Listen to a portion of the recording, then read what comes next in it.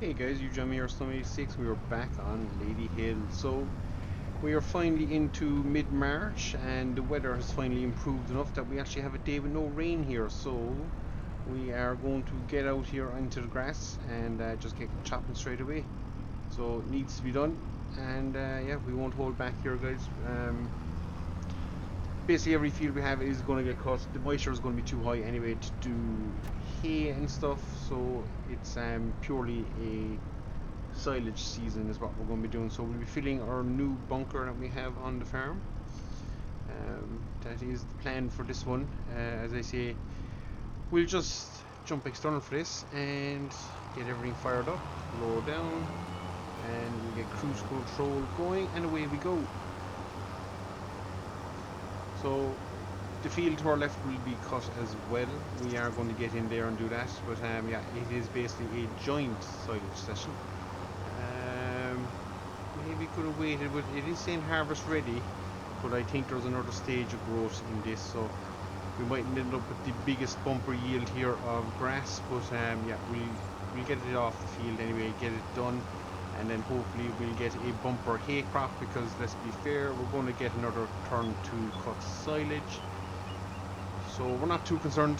The main thing is we get a start in it and get it done. So we've a good clear spell in the weather for today. So the plan is to get out, mow every grass field we have, windrow it all up, and then get out here with the forage wagon and collect it all for the pit. So we're not going to be holding back too much here. It's going to be a long day of grass work, but it is what it is. The good news is two of our animals, don't ask me how it happened, have given birth to calves. So we actually have baby animals on the farm. The benefit to this is we are now producing milk. It's not a whole boil, about 200 litres a day, as I think it's only two animals give birth, but it's 200 litres more than we were getting. So it's the start of things to come. Realistically, it's what we've been waiting for, what I've been waiting for, is for the animals to get to this stage where milk production becomes a thing. Because once we get to that stage, I do think our financial worries, I'm hoping our financial worries will be eased substantially by that news. So that's where we are, guys. New shed is working out a absolute treat. So we split the jerseys and Frisians. So we now have one group in one shed and the other group in the other shed. We've sold an animal that had low or very low fertility, because I think we were just carrying them, and now they might get pregnant, but I think their chances of getting pregnant are substantially lower.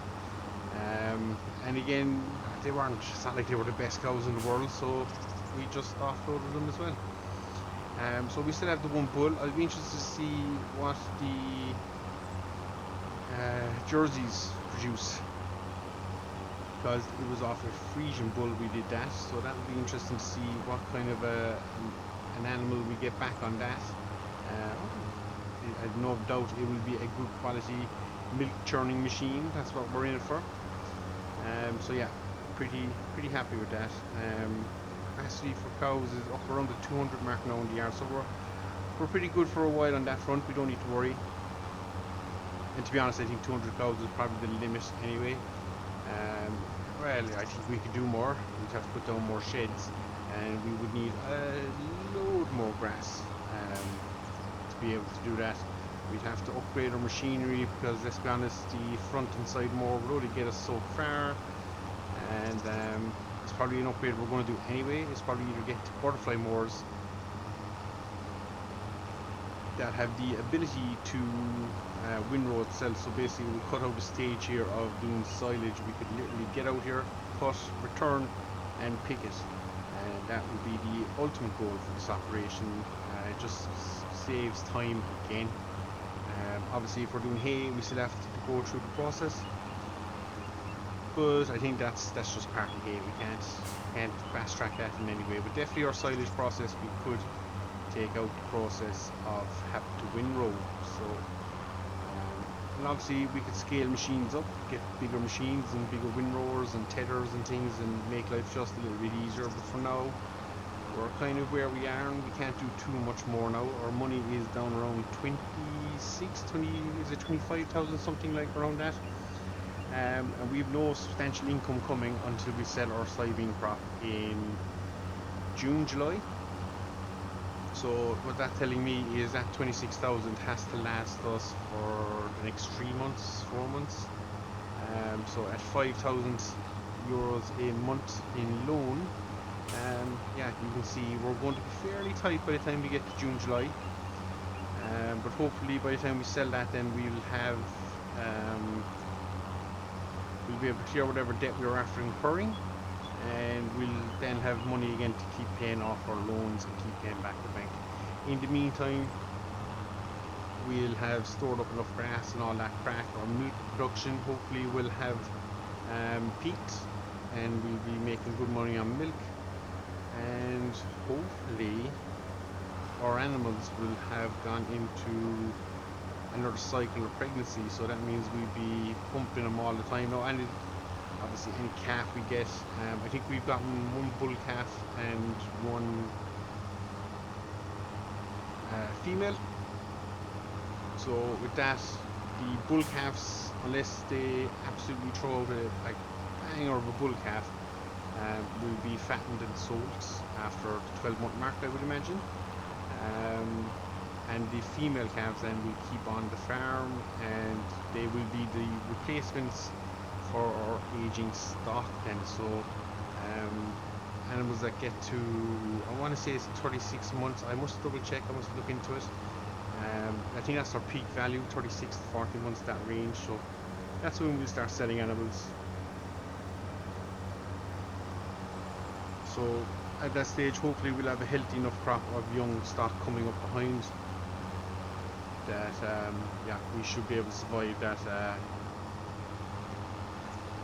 need to sell off those animals, and hopefully we don't incur the cost of having to buy more to replace it. That's the plan anyway. We're replacing it with our own homegrown stock. So yeah, we'll just have to see, guys. I must check too, do we need to invest in a new bull? I'm not sure, because obviously the animals that are now birthed onto the farm, the bull that we currently have is their father, so yeah, it should be interesting. But saying that, well, this time around we won't get caught for it, but we'll probably be in 18 months time when our new calves can become pregnant, then we'll probably have to change bull. So something to keep in mind, something that might come a cropper at some stage for us. So we just got to keep an eye on it, make sure if it is a thing, we'll better take care of it, because we don't want to see the quality of livestock drop off because we just got a little bit sloppy and didn't change out bulls. So that is one area we will be keeping an eye on, guys. So that is this field wrapped up. On to field 2, and I think we've 6 fields now, so it's, yeah, it's getting, grass work is getting longer and longer each thing, so maybe a mower is one of the first things we should look into buying. But for now, we'll crack on. We have enough to keep us going. We're not flat out of our feet yet that we can't keep up the grass work. So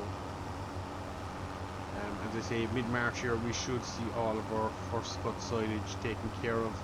Don't know, am I too impressed with the yields, but again I'll find out when we start loading. It doesn't look like a lot. I've seen a lot more on windrows, but then the game was updated, so maybe, potentially maybe, they fixed the issue with the windrows in the distance. We'll have to see about that too. But for now, we'll crack on. So I'm going to keep cutting. Nothing too much more exciting. My magic door opens again. We'll just close this. Yeah, we're going to keep chopping here, and we'll be back when we're loading up, because let's be honest, windrowing is windrowing, and oh man, don't tell me I missed a bit when I was seeding. That is deeply upsetting if that is the case. Yeah, so we might have to fix that little issue, but yeah, we'll keep doing this, and yeah, I'll see you all in a bit, guys, and I'll be picking it up, and hopefully we get a cracking yield.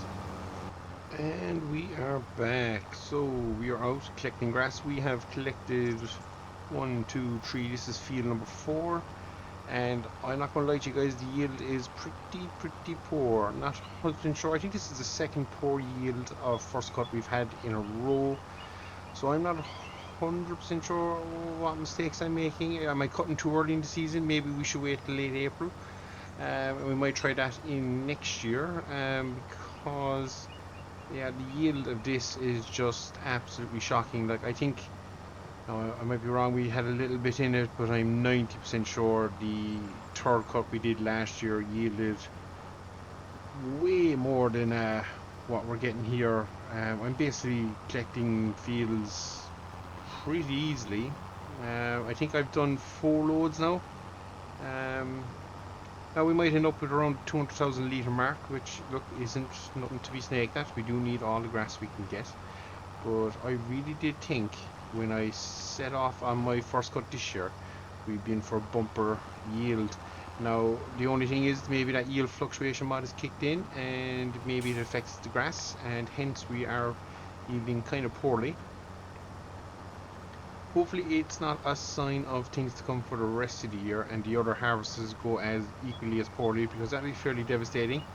But we won't know until we get there, so we won't think the worst just quite yet. I think maybe we might have just cut maybe a month too early.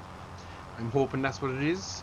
We're still mid-March. Maybe I should have waited for April, let the grass be fully grown.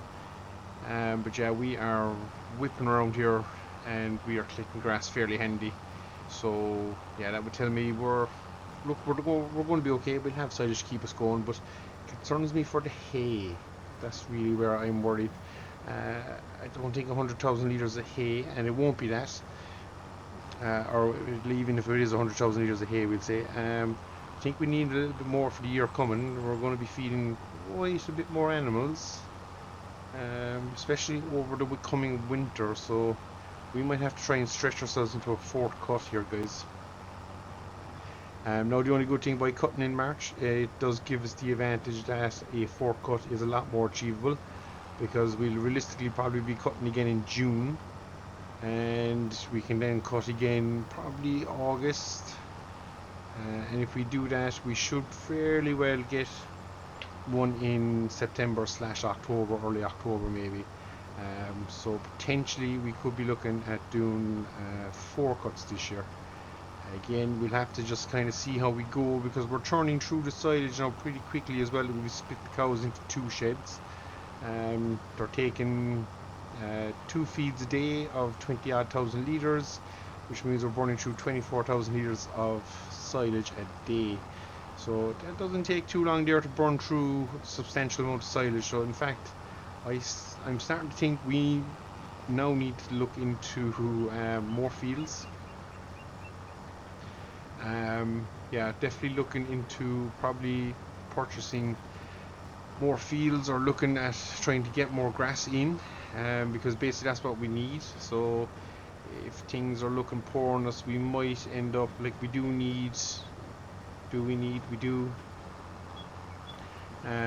Yeah, we'll have to see. We're going to be probably under a little bit of pressure, but look, it's self-created pressure. It wouldn't be us if we didn't have something wrong going on, and a poor yield of grass could be the case for the season this year.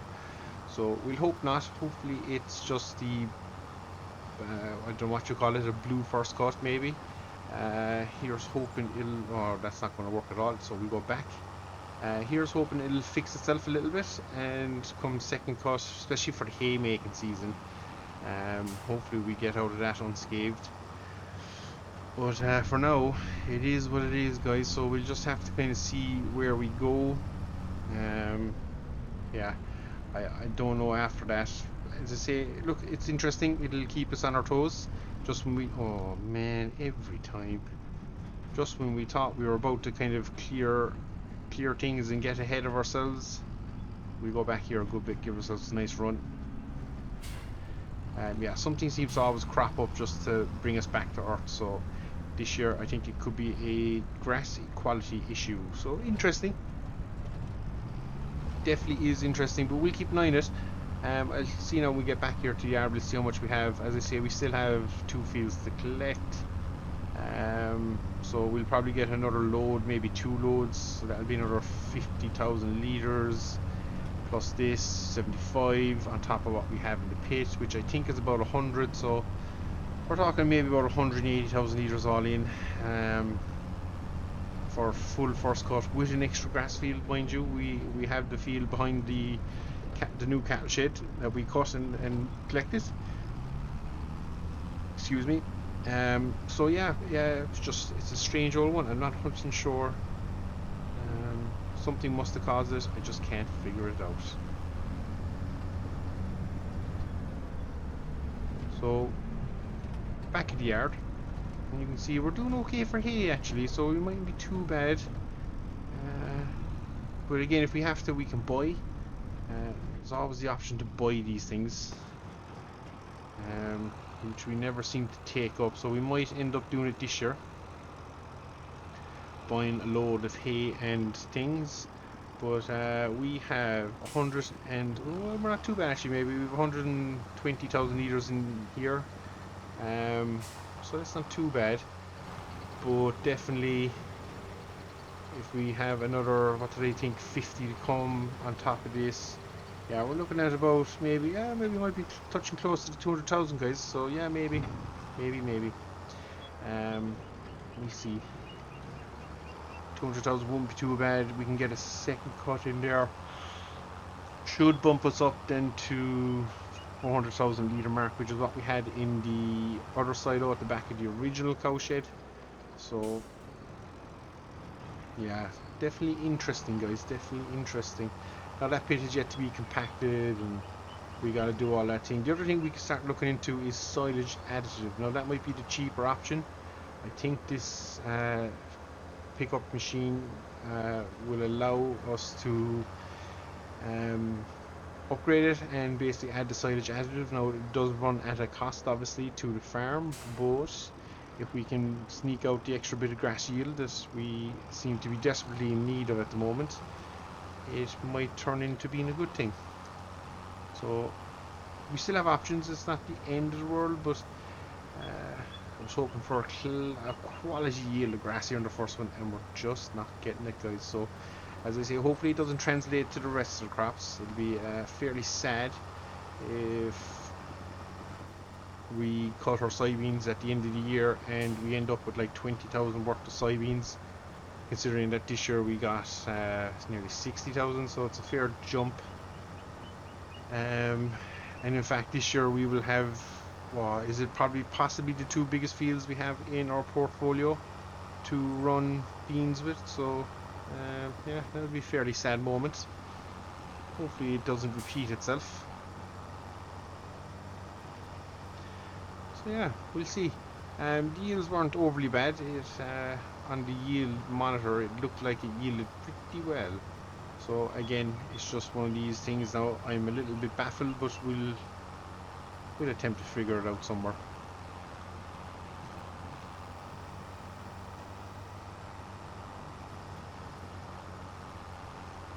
So with that, this will bring the end of first cut. After this we need to fertilise all these fields. We then need to work in, well yeah, by fertilising we'll be working in slurry. These two lower grass fields at some stage will need to be cut as well, and we have a bit of ground we can gain in there. There's a bit of a forest there that we might thin out and expand that grass field in there, so that could be a good thing for us as well. Just let us do a bit more. So we still have options, not the end of the world. Definitely need to keep an eye on these things, because as I say, our herd is going to be expanding now every year by the bones of 50 odd animals. Maybe, well yeah, 50, it'll be 50 again next year. And the year after that it could be jumping up by as much as maybe 80, 90, depending on how many female calves we get this year. So in 2 years time we could be looking at a huge bumper thing of animals, but then we'll have to thin it out. So yeah, we'll just have to keep in mind of that as well. But for now we're doing the best we can, and yeah, that's really it. That's all we can do, the best we can, guys. We do have a soybeaning episode to come shortly as well. It'll probably be more April realistically, when the planting season for soybeans is in. We've the 2 fields up there to do, so we've a bit of prep work in them as well. And then we need to break in the cedar in there, so little bits we can be doing in the meantime. But and we must fertilise our wheat as well from where is that wheat from? A field 33 across the road. That has yet to be fertilised. So we'll break out the new sprayer and we'll get into the field there and spray. And yeah, obviously we'll have grass to maintain and look after and cut again. And hopefully the weather plays ball, the moisture plays ball, and we can get a hay crop in, because last year's hay crop was a bit of a mess, and I think the year before that was a bit of a mess. So it's really in our interest to try and get a good hay crop this year. We have storage for hay, and for straw. The new shed alongside the cow shed will come in handy for all those things. So yeah, we just have to work our craft now and get the yields up to match our storage space, I suppose. Because as I say, the quantity of animals in the yard is only going to keep increasing until we hit our limit of probably 150 or so.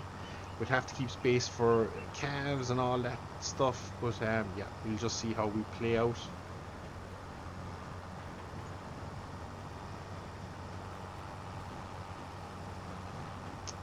So we're on the last field, and as you can see, we more or less picked that entire field and ended up 55%.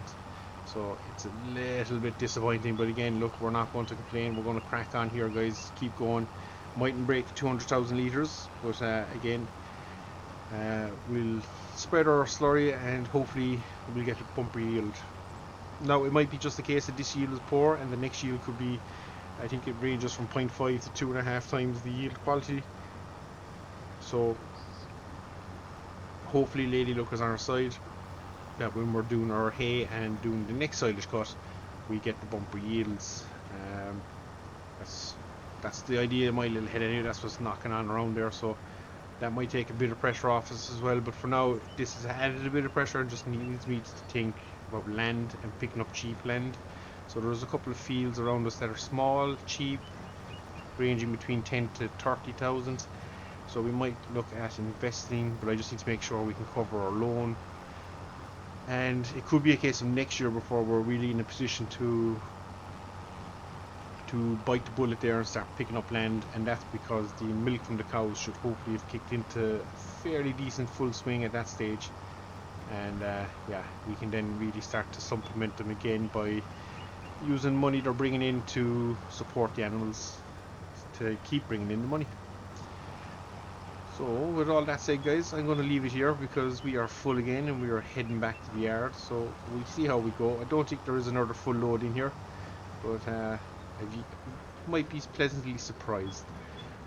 And on that note, we will leave it here. As I say, we'll be back pretty quick, because we'll probably be tanking all these fields, to be fair. So the field work is going to start ramping up again. As I say, we've all these grass fields to tank. We have fertilizer to spray on the or the wheat even, and we have soybeans to start prepping and seeding as well. So yeah, we have a busy old time ahead of us, guys. So with that, I'll leave you here for now. I've been Snow86. This has been Ladyhill, and this is the pretty piss poor effort of a first cut of silage. And until next time, guys, we'll see you all again. Take care.